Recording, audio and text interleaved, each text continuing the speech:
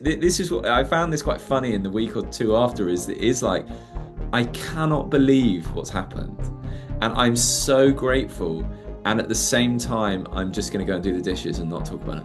And it's like just not a big deal. It's this bizarre paradox of just it's hilarious and it's mundanity because I suppose what I would say is you realize it's always been the case.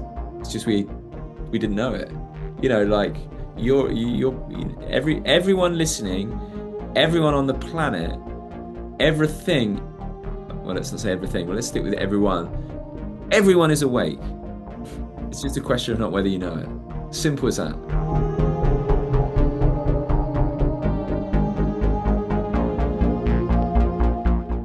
All right, guys, we got another great guest with us today. We have Simon Mundie from his YouTube channel, A New Way of Being, which explores awakening, non-duality. So I'm excited to kind of get in. And apparently he just recently had an awakening experience. Yeah, that's the super interesting thing to me. We can get into whatever he wants to get into about his past, but very notably recently on his channel, it's like I had an awakening experience. Yeah. And he's been talking about it, and he even had his wife on there or his spouse on there to talk about what that was like from her perspective, him coming home after a retreat. Yeah. Different. So we're going to try to, hope we get into all that. Yeah. All right, guys. Well, we won't keep you waiting. Let's get into it.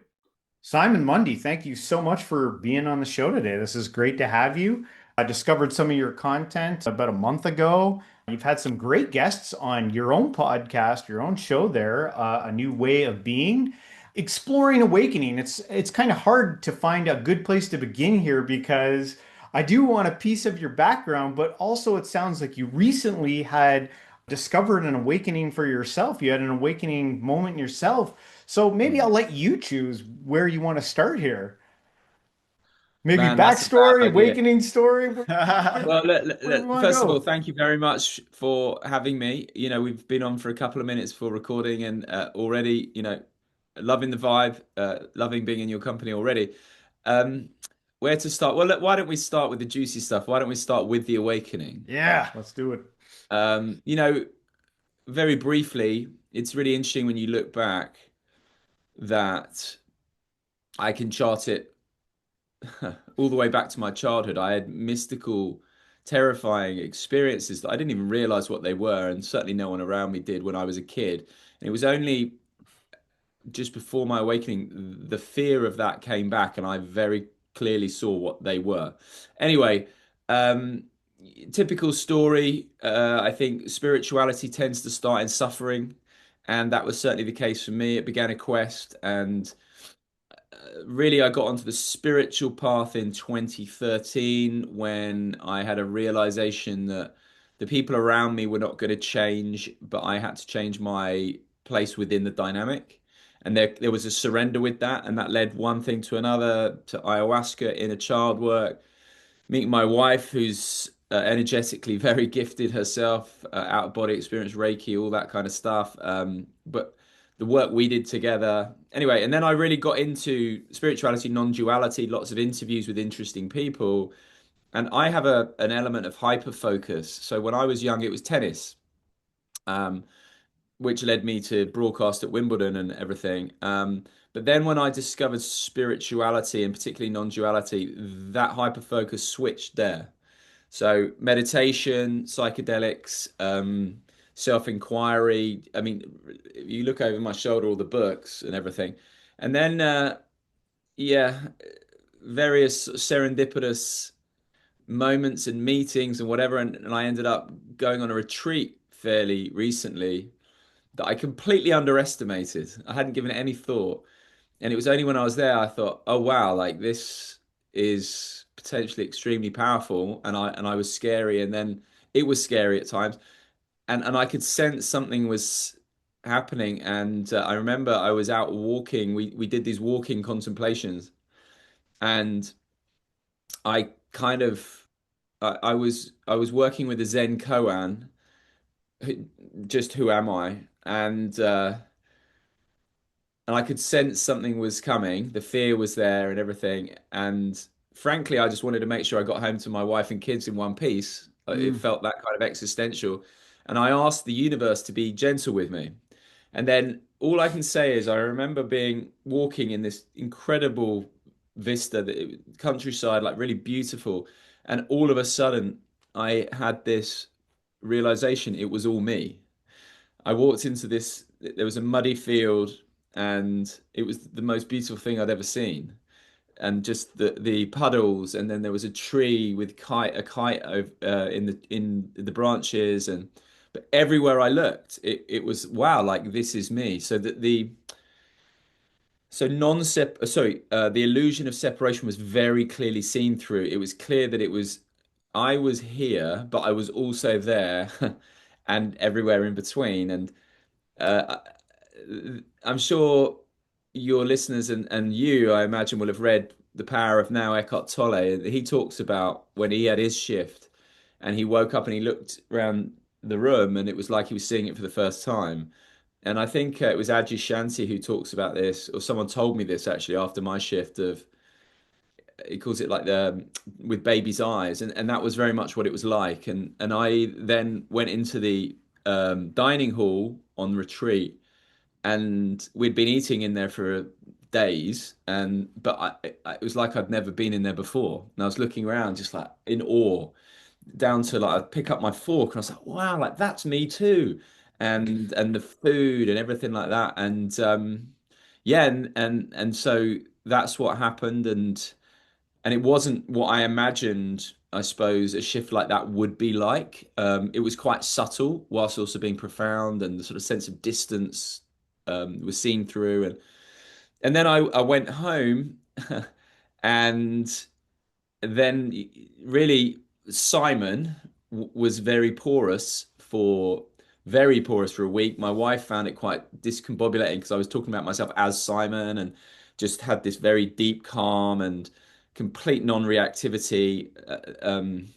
Energy in my body was just, it was like I'd been plugged into a mains. I mean, it was unbelievable. And that's the energy's calmed, but the stillness has not gone, and the non-reactivity, it's like there's a void from where I'm looking from that is so peaceful, and it's incredible actually. The more I engage back in with normal life, how people can feel that, and I've had some pretty mad experiences of people opening up and crying and all sorts of things, and and so yeah, it's been a really a beautiful thing, um, and Simon is back mainly without the neuroses, but this but the way I describe it is like this is so when I was on this retreat, not only the seeing aspect, but part of it you speak, and it's about speaking from that place.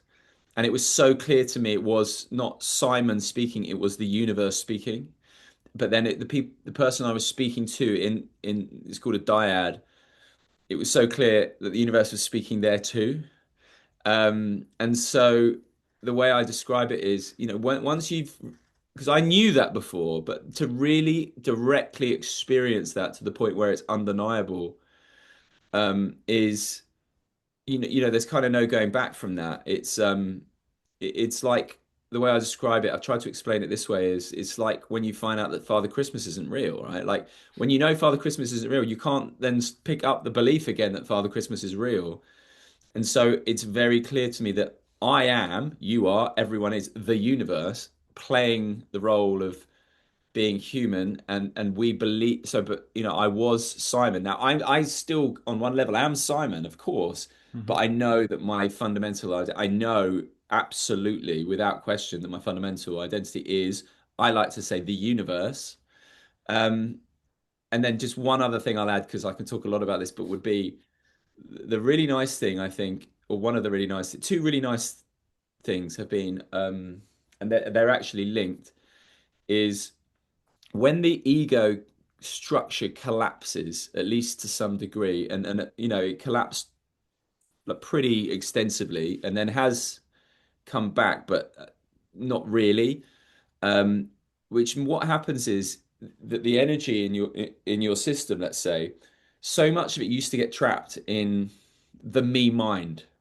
But without that there, the old ego patterns can still be there, but there's nothing for them to stick to. So it's like things come up, and but they just there's nothing to it to land on. So it's just woof, woof, woof. And so I can pick up thinking and then just put it down, and I'm back there. Right. And the beautiful thing is, and this is what freaked my wife out, is the non-reactivity and open-heartedness, which go hand in hand, because the open-heartedness is beautiful because I can be utterly loving, well, or rather, I am utterly loving. And it's not I am utterly loving, it's our nature is love. For example, to my wife or kids, without needing them to be anything, any way in particular. I don't, I, Right. I don't need them to be particularly loving back. They can shout at me or whatever. It doesn't matter. Like that heart is now open, and that's very. I notice, particularly with my kids, their nervous systems are just going. Mm. And the non-reactivity with that is it's just water for ducks back. Like it's a beautiful Oh, thing to know yeah. that it's all you, or rather you're all it, because it just changes the game completely. So yeah, it's a beautiful thing. I love the picture you painted about the vibes essentially getting turned down because of just that one vector in the on the graph non being reactive, not being reactive, right? Like it interrupts that reactive habit when the energy goes up there and it doesn't. And there's like so many things I want to say to what you said. Sorry, I'm sort of Sure. selfishly taking the Jump thing in. here, but the idea of how startling that must be after an awakening like that, and your mind's like, well, it sees through identity, like it sees through like the egoic mask, and so it seems like there's a time period there that can happen for somebody that has like something similar to what happened to you or what happened to you, where it's like, well, what character do I bring to the table here? You know what I mean? Because I honestly think there's a compassion sometimes in reactivity. Like what somebody really wants from you is a micro expression. Grimace a little bit when I threaten I'm going to leave you, or you know, Yeah, you're raise right. an eyebrow when I say something. And when you not like that, you see the game and the joke and what all that is. And you're like, well, what do I do here? and Yeah, and you're like, I'm willing to help, but I just don't know because it's also futile and ridiculous. Like, what do I do yeah. here? And I That's think, very true, and I think my wife found that. but That's over exactly what you time, just said. Because when I came back and it was very porous, and I was so calm. Initial thought was, where the is my husband, right? yeah, Like, where's Simon? yeah, And so she started crying because she went straight into a catastrophizing and was like, right, we're going to end up, she didn't tell me this until later, we're going to end up getting divorced. Now, I could sense this was going on, but I just, there was no kind of, I tried to be as compassionate and as understanding as I could be, whilst at the same time knowing this is absolutely fine. And actually, she very quickly loved it because, I'm a lot tidier, make much nicer meals, and yeah. had a lot of No more, energy no in more those first few upsetting, weeks as well. exhausting drama, Yeah, right? exactly. I mean, so yeah, she's down with it now, but yeah, at first it was hard. I'm fixated on a verse like I don't even know what it's from, but I cite it all the time, and it's a story of Buddha, one of his early incarnations, and I'll say it as bluntly as I can for shock value. He feeds himself to a tiger. And I'm fixated on that from the position of like I'm not afraid to die, but I'm not suicidal. Like I'm not trying to die and I'm not afraid to die. I'm too impersonal for that.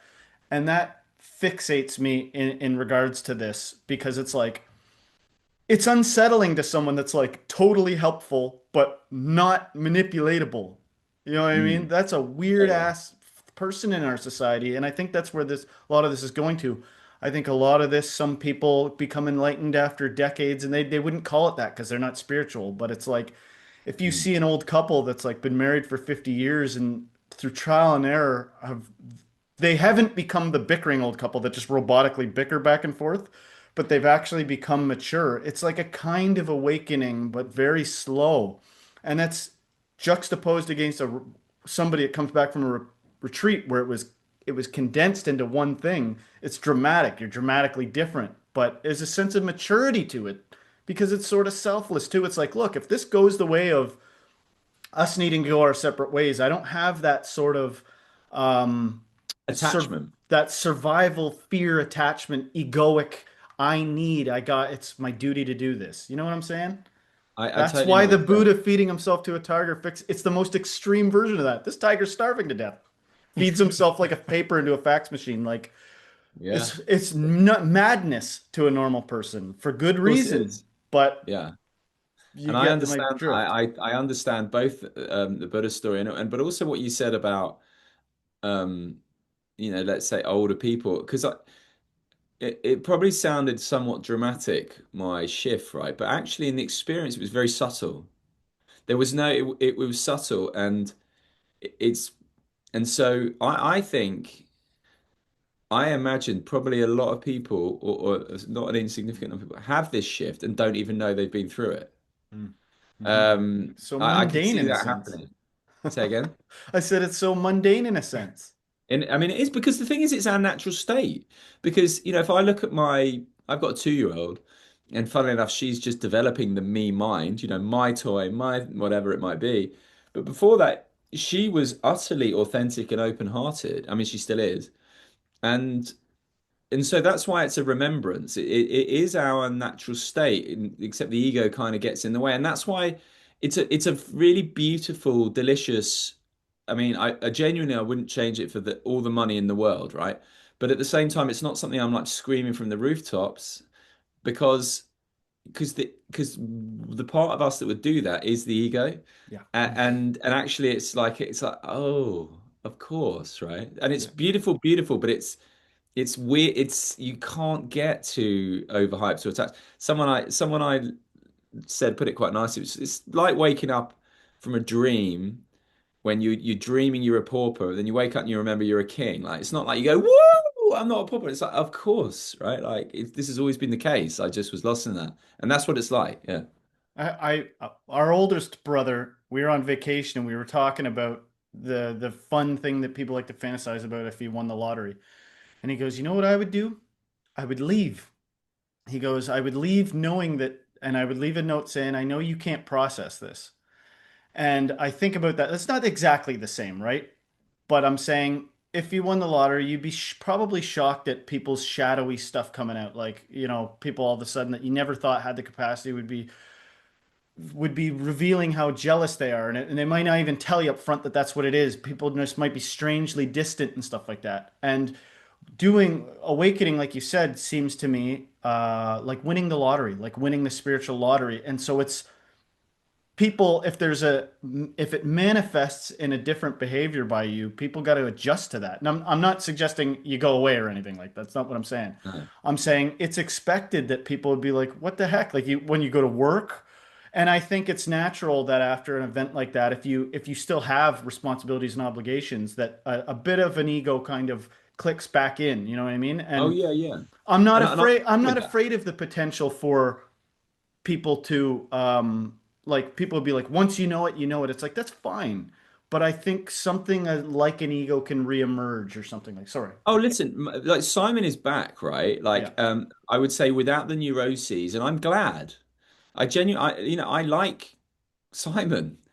I'm grateful. I'm here, funnily you say this. I've literally just recorded a video to this effect because, some people have got in touch with me, and I sense a lot of people are drawn to this because they want to transcend, and perhaps there's even some self-loathing and that kind of stuff. Hmm. That's not true for me at all. I mean, that was, and in fact, that kind of work really was the most important work I did on the path.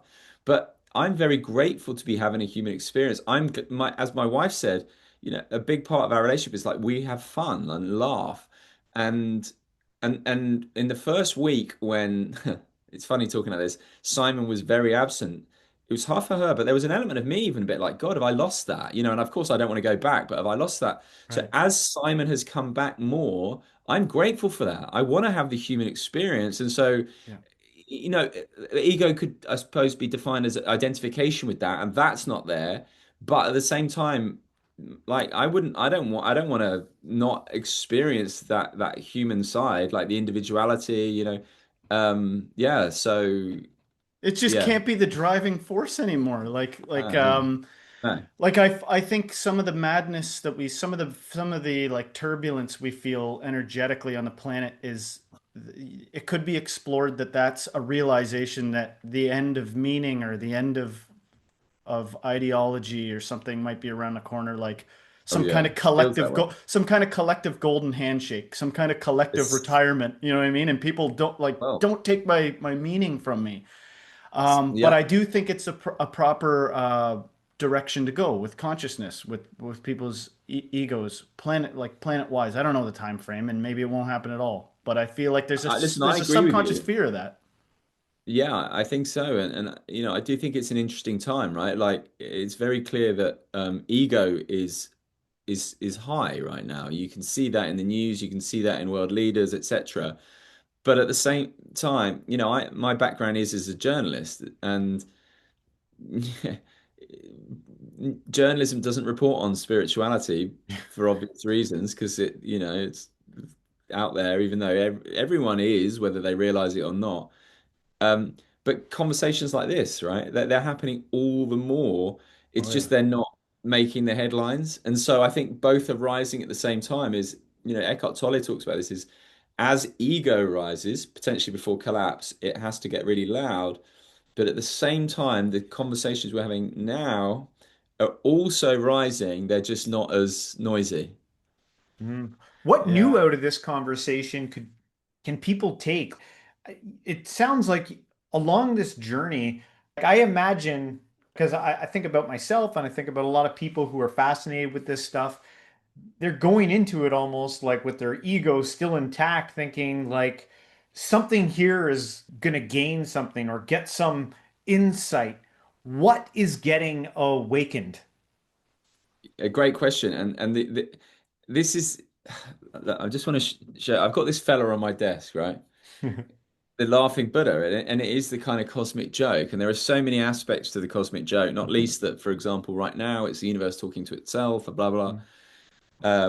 But I think that it's inevitable that the ego at least plays a bit of a part in seeking awakening for itself, right? Like we want that. There is a part of us, oh, when I'm awake, then I'm a bit special, blah blah blah. I'm sure there was an element of that for me. Um, but as I said, like when you have that shift, it's very clearly seen that it's not, an ego can't awake because an ego is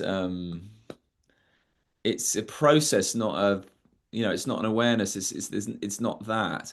And so what I would say is it's the universe waking up to itself in you. Like that was, as I said, like for me, there were those two clear moments. One when I was out walking, and that stayed with me for quite a long time. When I came home, I was walking down the high street near me, and it was like the litter on the floor. It was the boarded up shops. It was just this wow, like it's like being in a dream.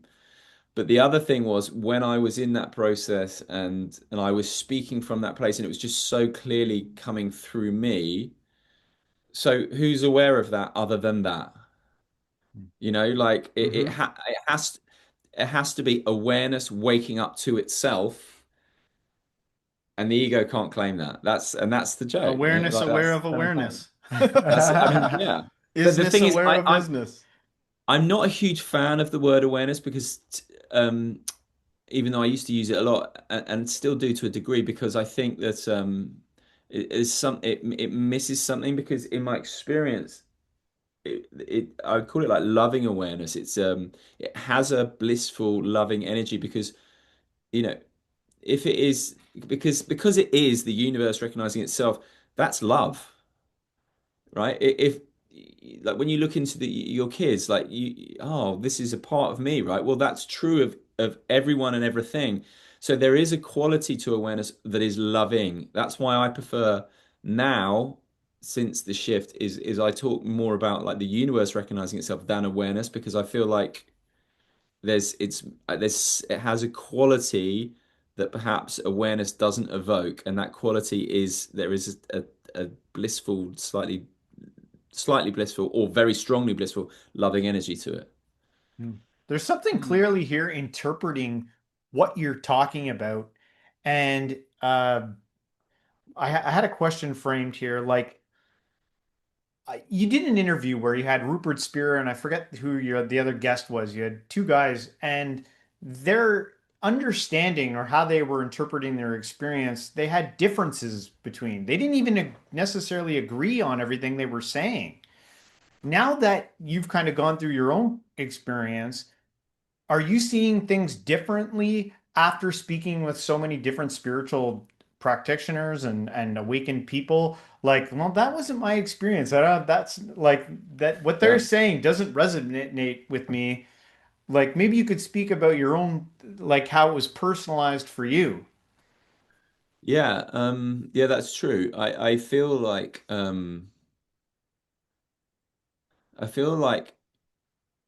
might sound weird, but it's almost like there are degrees. And actually I'm sure awakening, like where I am now, absolutely I know could ex get deeper, expand and blah blah blah. Like I know that because there are people I've spoken to whose per spatial perception has shifted very much and stuff like that. So there are a few people who I have spoken to who I could sense they'd been through something, and certainly since my shift, I can feel it. So Angelo DeLulo is one. Lisa Cairns is another. There's a guy called Gary Weber, whose book, by the way, I highly recommend. That was a really instrumental one for me, which is called Happiness Beyond Thought. And he's very much driven by self-inquiry, which was important for me too. Another guy I've spoken to, actually, who I've never had on the podcast, but he came through it too through insight and focus meditation. A guy called Vern Lovick, who's got a book as well. So those four in particular, they have that sort of very deep centering that feels now very familiar because, as I said about the open-heartedness, there's not the pull or push. So I really resonate with them. Others, Rupert included, I feel like they've been a very important part, for example, with me on getting degrees of insight and understanding, but I don't, got to tread carefully here, but I don't necessarily, well, Rupert said, quite frankly, he's never had that direct experience, perhaps a shift in that way. And so, like for example, Rupert often will talk about the simple recognition of our own being aware of being aware. And I think that's Mm. great, right? And that absolutely was very fundamental to me over the years, and I kept coming back to it.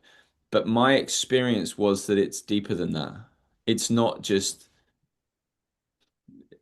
it's since what I went through, it's deep, it's deepened because sometimes being aware of being aware felt quite heady for me because it felt like there was, my awareness fundamentally tended to be located. It's not my awareness. I knew that was not the case, but I still was coming, let's say, more from a more heady place. Whereas as since that and the energy, and because my mind is so much quieter and the energy is sort of much more down here, it's now that dropping into this um energetic void, almost black hole in a good way, that's lower down and behind that. It's very difficult to explain. So yes, I have noticed some well-known teachers I don't resonate with to the same degree, but others who I can just sense are boom, centered. And another one I'd say is about spiritual literature. So, the spiritual classic I Am That.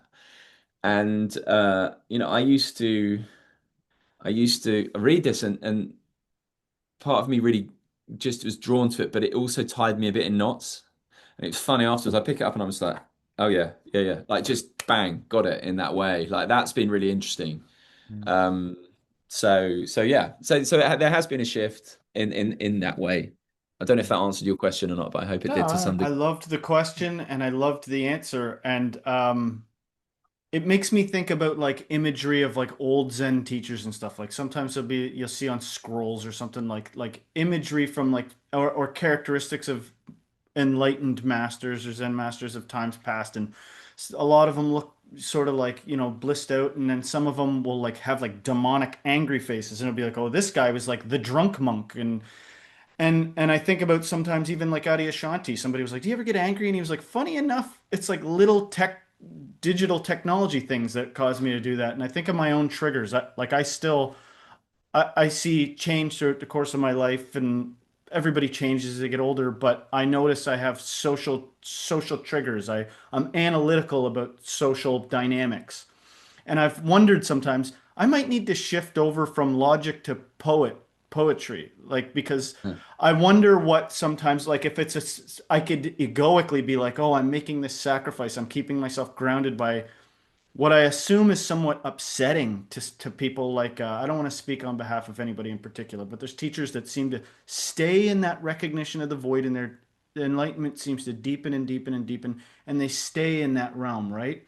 And I'm somewhere where I'm like, I don't even, if we're gonna go the realm of like seeing through this stuff and talk in a very paradoxical way, like, I don't know what love is. Why would I call whatever that is love? Like, sometimes I think breathing and existing is bliss in disguise, in secret. And a lot of this is just realizing what's so blissful about existing. Yeah. But that's kind of Rupert Spira-y. It's not a great gestalt. It's not a overnight shift into something that now you got your new vampire eyes and you see the world, and I'm oscillating between jagged hard language on purpose, because I just think the truth is needs no that if we can get to it, what are we defending? What do we want to be too overly careful about? I hope you follow what I'm saying. I thought James's question about teachers that you look to is interesting, and I wonder if you look at old teachers and is there something to be said about making a shift from, like, that's it. The last vestige is you got to drop your logic, you got to drop your rationale, you got to drop your tendency to frame and construct frameworks around this stuff, and just give in to, it's fine. Call it love, call it bliss, what this thing we're talking about is, and reflect that. It even somewhat bleeds into notions about static characters. Like, what character do I do and bring forward? Do I constantly be the guy that is like this, or do I allow myself to reflect a more stern demeanor sometimes? That was a lot. I hope that there was a question in there or an inquiry of some sort. A couple of things I'd say, whether it answers your question or not, is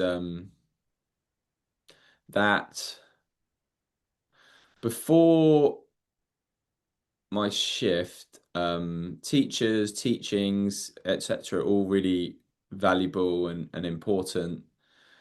Um, but another sort of the cosmic joke would be like, so when I came home, 2 days after I came home, I was in bed, I was meditating, and the energy was really quite strong, so I could only meditate for about 10 minutes at a time. It was, it was like it was, it was, it was intense.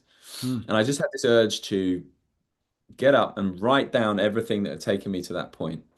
And not everything, because that would have taken me forever, right? But like this, so I started from the end, or started from my shift and worked back, da da da da da da, and this person and that, and then this and ayahuasca and my wife and this and it was like, I just wrote 2 pages, bang, bang, bang, bang. And that's true. Like, I'm all grateful for all that stuff, but the paradox is, and this is what's very clearly seen, is it's all just happening. And so what that relates to your question is, I don't feel there is a choice of how am I going to be. Yeah. And I think that's probably the probably the real test of it is it no, I mean, because fundamentally it's an absolute surrender, right? And so I think for me, what I'm enjoying is that my individual expression as someone who's always like I enjoy humor, I enjoy people, I enjoy having a glass of red wine on a Saturday. Um, that my own expression of it and my emphasis on, for example, the emotional work, that hasn't changed. But so it's more like, oh, I'm pleased that that's happening, but I couldn't choose for it to be any other way. it's just nice that this is my individual expression, but there's no choice of this way or that way. It's very much a bang, let's right, this is happening, and that's one thing I'd add as well is another thing I've really noticed is really a very deep inability to leave the present moment. And Mm. so, like kind of planning overly or strategizing or thinking ahead is kind of gone in the main. And so it's just I'm here and what comes up and it's a continual surrender. I mean, I don't know what I'm going to say next. I mean, you don't know what you're going to say next either, right? Is that's and it's living from that place. So I just think any element, any degree of trying to be one way or the other, yeah, that doesn't make sense anymore. I don't know what I'm gonna say next, the same way a freestyle rapper doesn't know what he's gonna rap next. He does, but he kind of doesn't. Um, uh, I feel like we're like circling something important, and I'm so grateful for your answers and for doing this with us. Pleasure. But I want to get at something here because you quoted in one of your videos, and I think you like didn't even know who you were quoting. You were like, "It's a Mara Harashi." I don't even know how to say it right, Ramana but Maharshi. Yeah. yeah, and you said if you are the person that doesn't work, then there's nothing you can do about it, or something like that. And I love the idea of recognizing the not being able to do anything about it-ness of process or something like that. And like it's easy for me to kind of armchair judge things. Like I was thinking about this and I was like, everything's a pretension. You can't say that's pretentious because everything's a pretension to some degree. And and I was thinking about uh, what pushes us through life. Like you can't be like there's no use for pain or there's never a use for the body's ability to produce adrenaline or intensity or do all these things. They've all served purposes, right? And I think that reality sort of carves out the character that comes forward. So what I'm saying is this. Sometimes I imagine that somebody that has a static character, like they always bring to the table the same character forever, not in a mean way. I relate that to like a magic trick. It's like they don't oscillate. They are brand as non-perturbable. You know what I mean? And that's why I think gurus often get questioned like, "Do you ever get angry? What upsets you? Do you ever can you be upset if you wanted to? Could you generate loneliness if you had to?" And I just wrestle with that notion of like sort of pretentiously generating those feelings versus authentically letting your environment craft you. And so, a way that I often talk about it is the ability to see just through those things. What happens when you see through them? Because everything is the same, as you know. Like after you get awakened, it's like not everything is the same, but something's dramatically not the same within here. You know what I mean? And you yourself use words like love and bliss and stuff like that. Uh, I often in the past, I'll just wrap it up with this, Yeah. as likening it to a removing of a bunch of stuff. It's like the shackles of myopic, hypnotic fixation on things and the dramatic story that you believe can start to lessen. Can the grip and the shackles of those egoic holds lessen. And I was just wondering what you think of that sort of stuff. Or the idea of this repeated character, like somebody's livelihoods on it. They've got disciples. They're gonna go to the stage and sit on a surface and then people are gonna project their love onto them. But it's an identity they bring over and over to the table. What role does pretension play? What role does the character you choose to be play? And and yeah, you have the floor. We've already covered it to some Yeah. degree. I just want to go a little deeper if we can. Sure, sure. So I've been up since 3:30. Is there any way you could slim that question down into something just a little Oh God, I'm to get my sorry. head around? I'm sorry. Uh, yeah. I'll use the tried and true one. Could you still get angry? And could Fine. you get angry without knowing what was going on? Like, could you be caught up? Could you be triggered? Yes and no. So yeah, like the ego patterns still come up, right? So I play tennis on a Friday night, right? And I love it. Before my shift, I found it fascinating, and really it was a spiritual practice, and I was very deeply in this and was very, I could suppose you could say ripe. Um and so I never made a separation between spiritual practice and life. And so when I played tennis, I used to love it. I'd go down and I'd play, be like a singles mix in, and I'd play with the same group of people, but my mind would take it so seriously.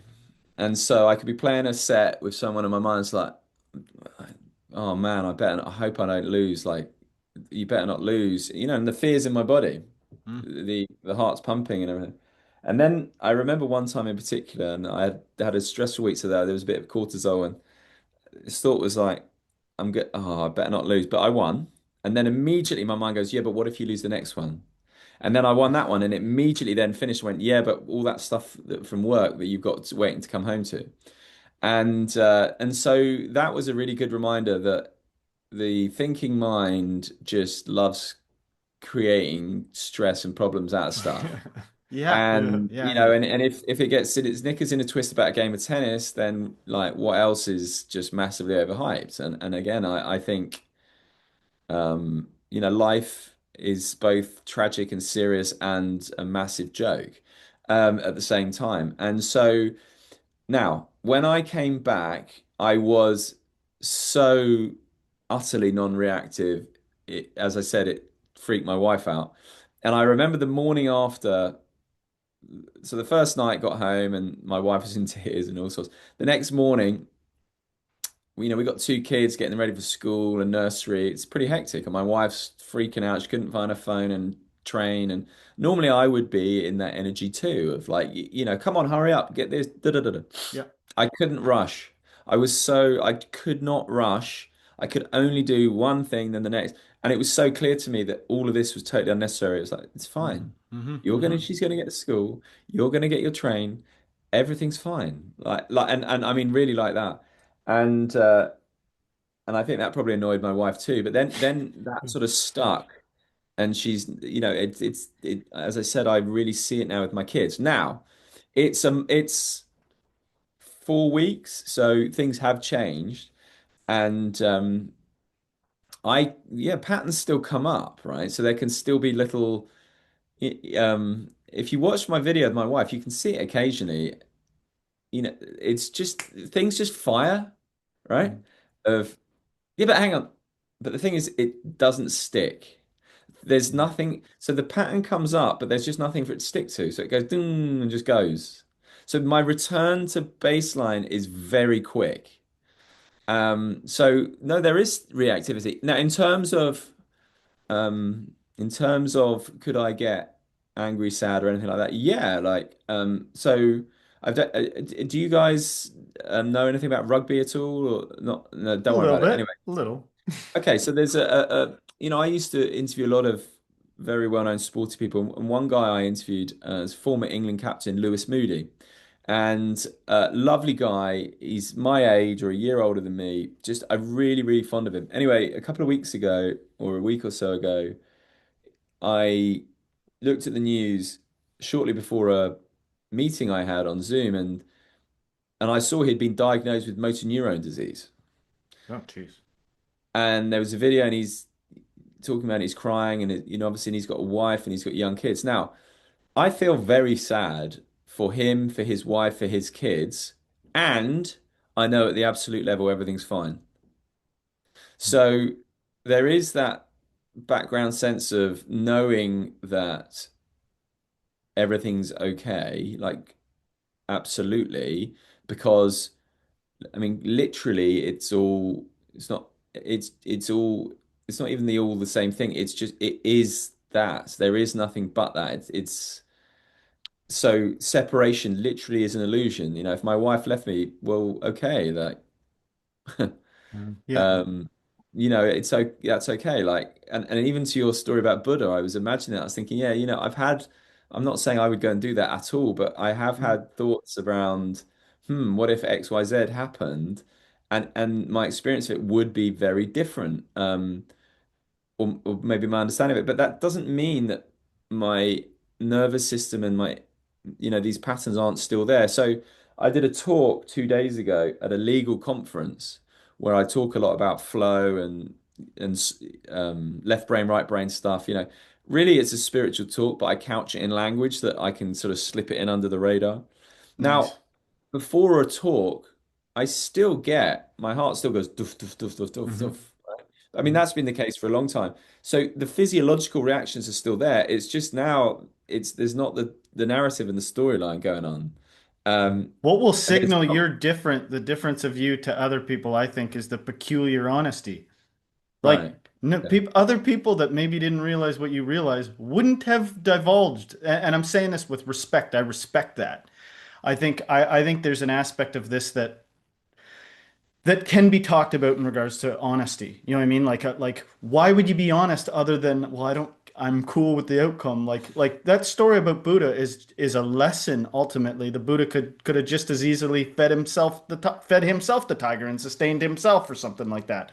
But I think it points to something about the game of this. Like I want whatever's going to whatever it seems to be like an alignment with the with what reality is truly up to without some kind Can, of so neurotic. can I just let me just jump in there because my one of my favorite quotes is from a guy called Anthony DeMello.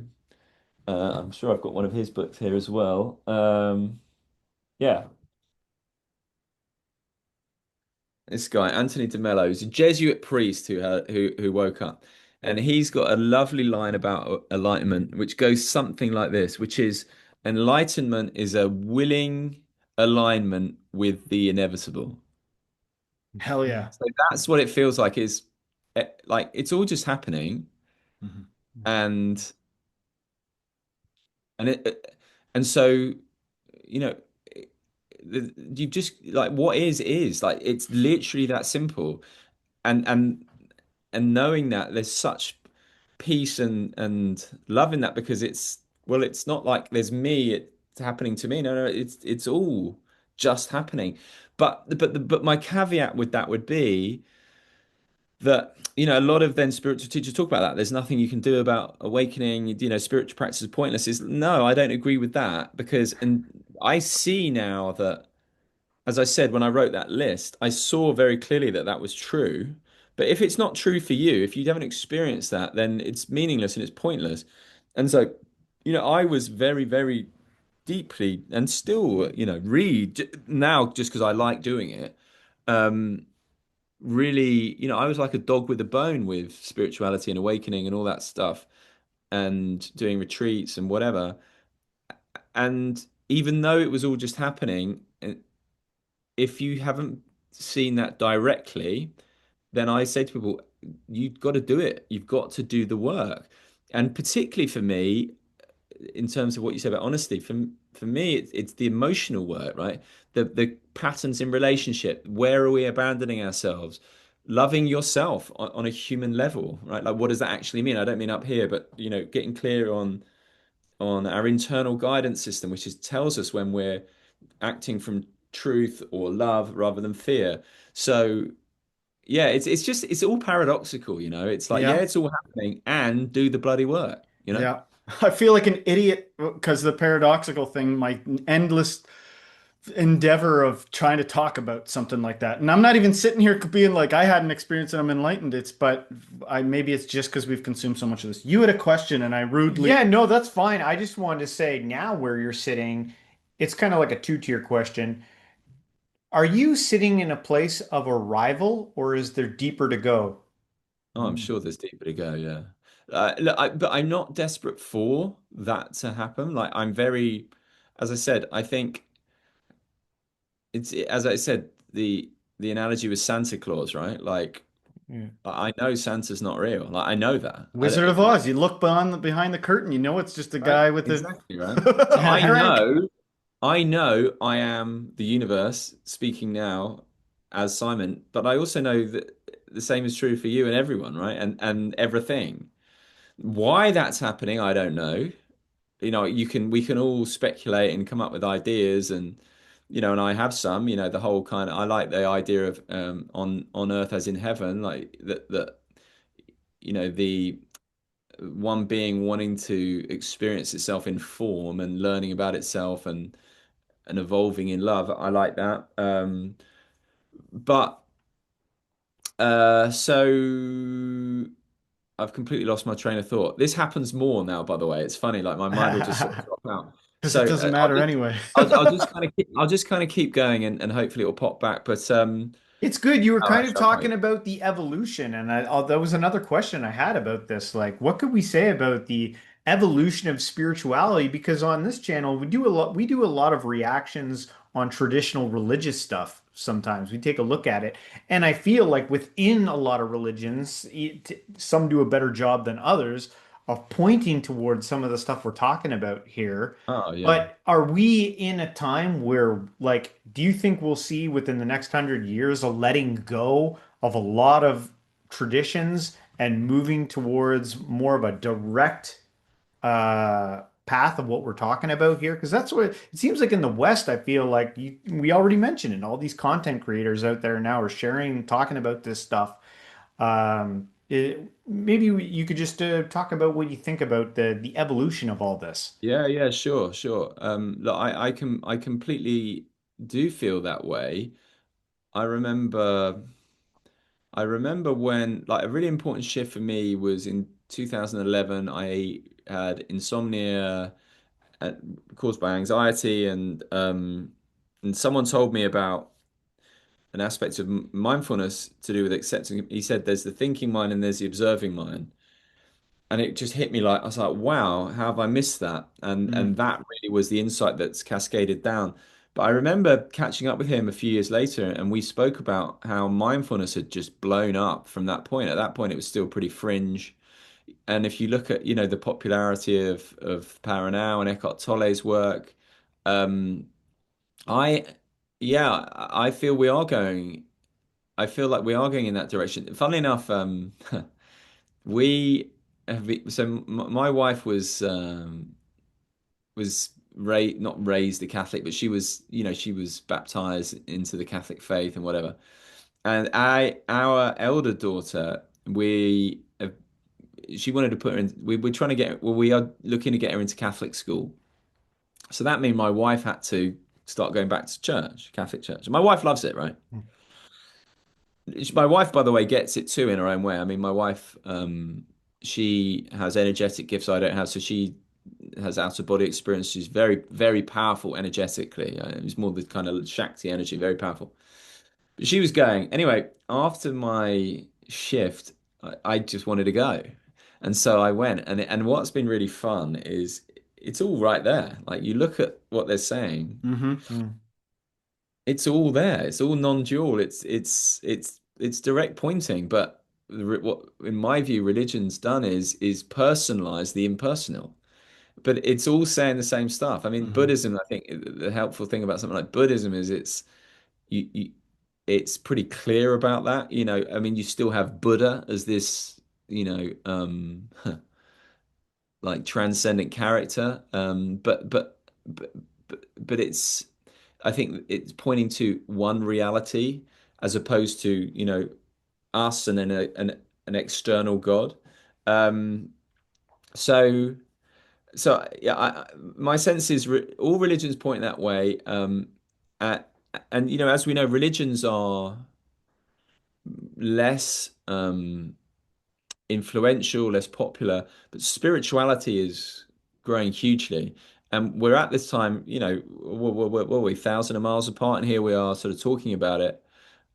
So my sense absolutely is it going that way. And then not only that, I've had conversations with some pretty influential people who I think are moving the needle from, let's say, a scientific point of view. And one person who really springs to mind is Donald Hoffman.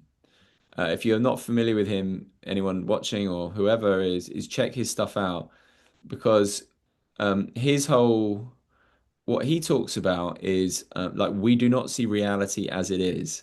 So um, evolution by natural selection. So the theory underpinning that is evolutionary game theory, and it states quite clearly that the chances that we see reality as it is literally zero. We've evolved if, and again you've got to take that with a caveat because like does time even a thing, but let's just roll with it. Mm-hmm. Is it we see things in order to survive and not in order for truth. And the analogy he gives is a desktop interface. So on my laptop, when I was writing a book, I had a Word document with my book in it, and I had a bin. And if I dragged that Word document into the bin, that would cause me a problem. I would lose my book. But that doesn't mean there was a book there or a bin there. It was a simplification of a much harder process. And if I'd had to do it with the ones and zeros, it would have taken me forever and I would have died, right? And so the same is true of reality, is that it simplify things for us. So for me, scientific recognitions are pointing in that direction too. You know, you look, I wouldn't claim to be a scientific expert and know much about quantum stuff, but you know, the Nobel Peace Prize, the Nobel Physics Prize in 2022, as far as I understand it, is around really you can't separate the observer and the observed. And so there's stuff like that. The hard problem, I'll tell you one thing that cracks me up is that you have the religious people and belief of in whatever they believe in, right? Yeah. Um, and then you have atheists and they're like, God, these religious people, they believe in such stupid stuff, right? But the thing is, atheists don't realize they don't even know the beliefs they hold that are equally as crackpot, right? If not more crackpot, but they just aren't aware of it. So an obvious one is the hard problem of consciousness, which is the idea that conscious experience, so our capacity for experience, awareness, consciousness, whatever you want to call it, is created by the brain. Now, there's literally no evidence to that fact, and it's called the hard problem, not because it's hard, but because it's impossible. And so people aren't even aware of that, of how literally our whole worldview, materialist worldview, is based on this huge assumption that, you know, if you ask anyone, like, where does your experience come? Well, it comes from the brain, right? Okay, so what you've got this pound of tofu, basically, and out of that comes the richness and experience, or the feeling of love, or the taste of chocolate. It's like there's literally no. Of course, there's a correlation, right? We know that if you tweak the brain, but correlation does not equal causation. And there's some quite interesting stuff, for example, around psychedelics, is that if anyone who's done psychedelics, if you take a big dose of psychedelics, right, the richness of your experience goes off the charts. Now, what you would expect from that is your brain activity goes up and would light up like a Christmas tree. The exact opposite is true. Your brain goes activity goes down, and so it's more like the brain is something that filters reality in such a way as to make it, you know, seem okay. I can kind of get my head around it. You're dragged into the present moment, kicking and screaming. Get in Well, here. it's like reality is simplified, Yeah. and then but it's more like the brain is more of you know, you tune in to be able to tune into reality in this 3D level, and then so it's not like the brain it creates it, it's more like the brain simplifies it. And so when in psychedelics, you know, that's but they have other mad experiences like acquired savant syndrome, like people have been shot and lost parts of their brain and come back as genius mathematicians or musicians, or like even George Michael had a thing. He had a knock on the head and suddenly he's musical genius, right? So there all these things seem to be coming together at the same time. And AI for me is a really big one, because AI to me is it's it's the thinking mind, it's the left brain thinking mind, but it does it better than we could possibly do. That's And hilarious. I was saying the same thing. We've like exogenized it and that's exactly right. supremified it. So it It's gonna and we point to something. and psychology thinks that's who we are, the left brain stuff, but it's not. You know, we're in that more intuitive right brain stuff, you could say. And so, like, for me, all this stuff's coming together, whether it be the proliferation of conversations like this and people talking about it, whether it be AI and the implications of that, whether it be the discoveries, all sorts of stuff. To me, who knows? But I wouldn't be surprised, even if in the next 10, 15 years, like there's just a huge shift. Mhm. Because, you know, like when you have a tipping point, then yeah, enough people get it and enough people start talking about it, bang, like you know, things can move fast. So yeah, I would say strap yourselves in. That's my hunch. Yeah, I like it. Sometimes I liken reality to like a surprise pop out fun house. Like whatever can be a challenging will emerge. Like in the sense of like somebody go, it can't be a sim. I'm too aware of the present moment to like get lost in the simulation. But if you think about it, somebody could provide some pretty grounded like reasons as to why this our experience of reality could be a simulation, and you work that out. Or you go, well, time travel is ridiculous. There's only the present moment. And they're like, did you hear they sent photons backwards through time? So time's not just now. You know what I mean? Like, or just like I said, the straight up challenge of somebody like challenging your direct experience, like doing their best to cynically hypnotize you back into this. But don't I'm forget they're you, right? So it's only ever right. you. So of course, so challenges are not anything other than like that's the thing about challenges is that they're not what they seem to be. So and so I was thinking about a client I'm working with at the moment, right? And who's talking about a stepchild who triggering, right? And they don't really want to talk about that. Well, it's like, no, that's exactly where to start because it's you. And the Yeah. only reason anything that you are saying, because the classic thing about about enlightenment, awakening, whatever is alignment with what is, like full alignment with what Yeah. is.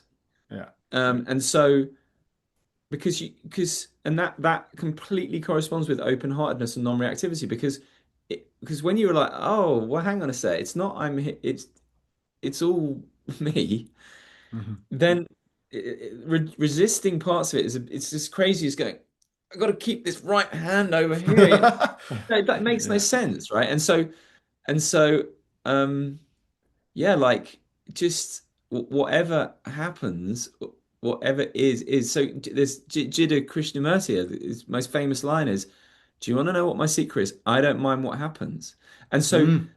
that that complete willingness, or not even willingness, because it's not a will thing, that recognition that it's all you is that then the centering follows from that because like why would it not like it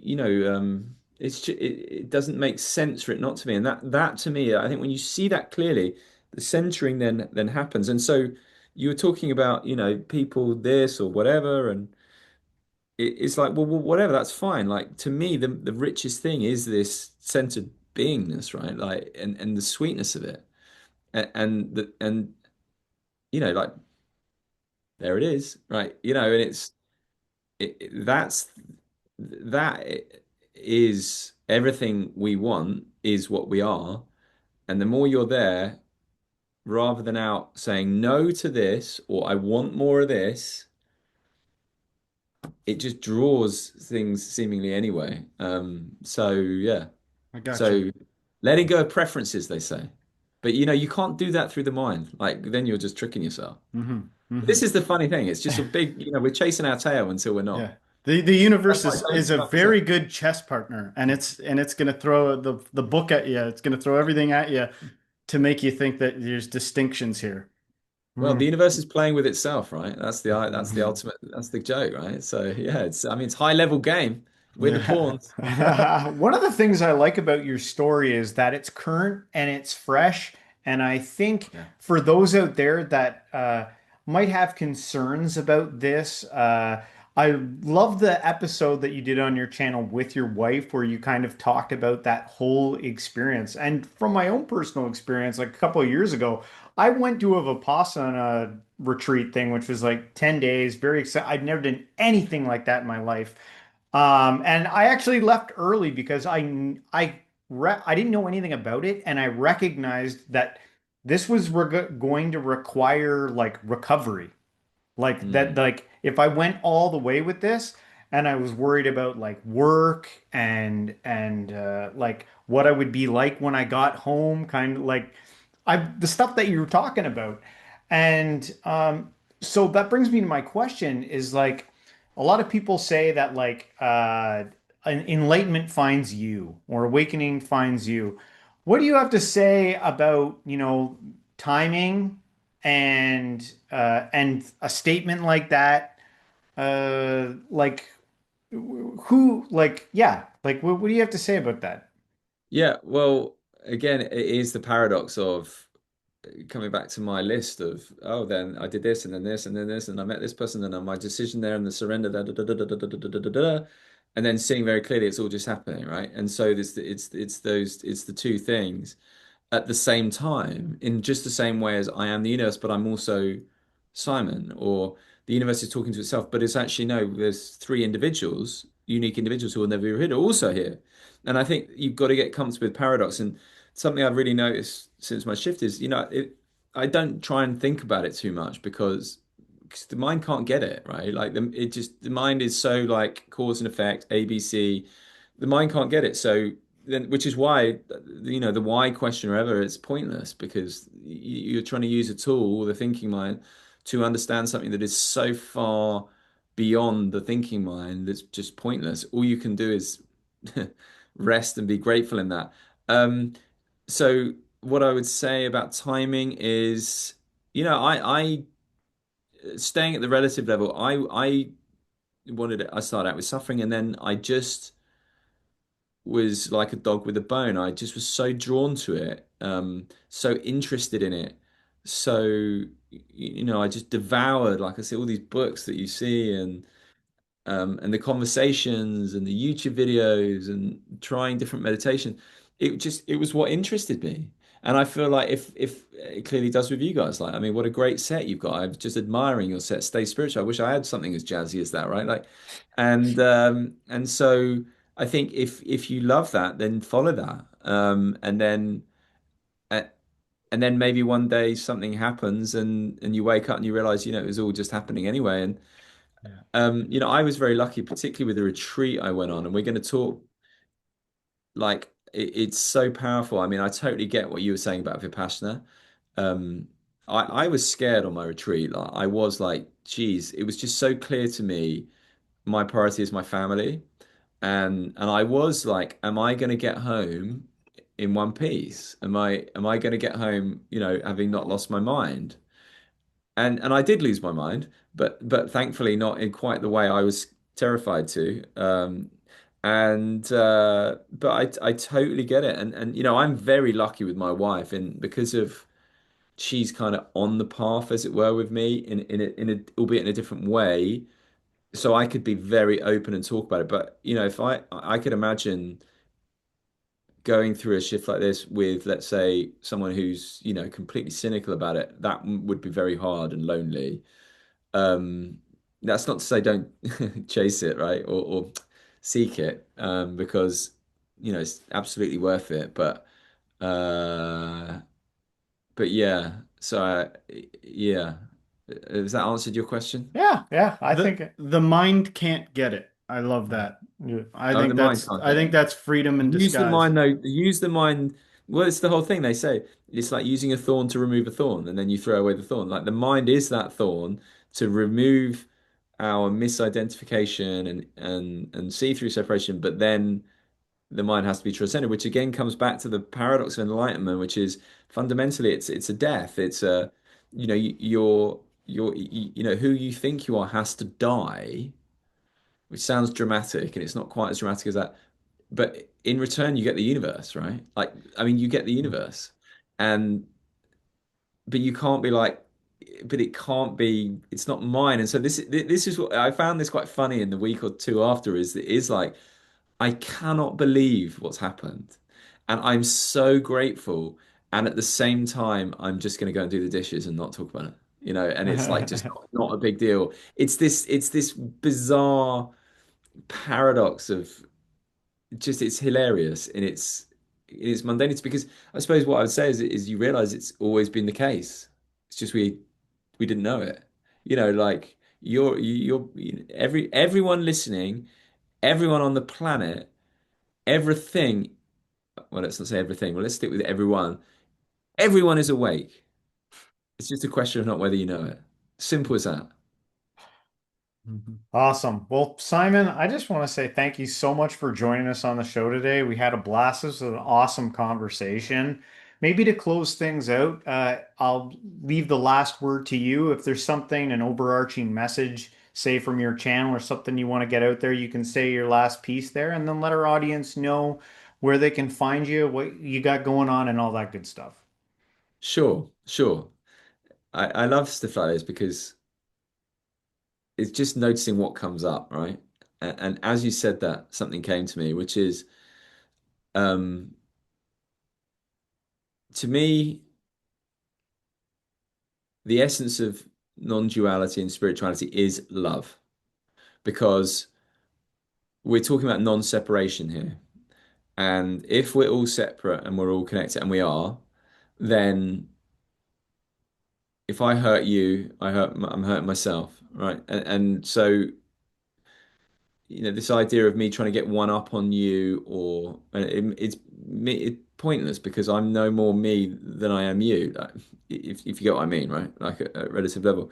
And so even before my shift, that was very clear to me. And so my whole approach within everything I was doing was around, how can I live best in alignment with this recognition?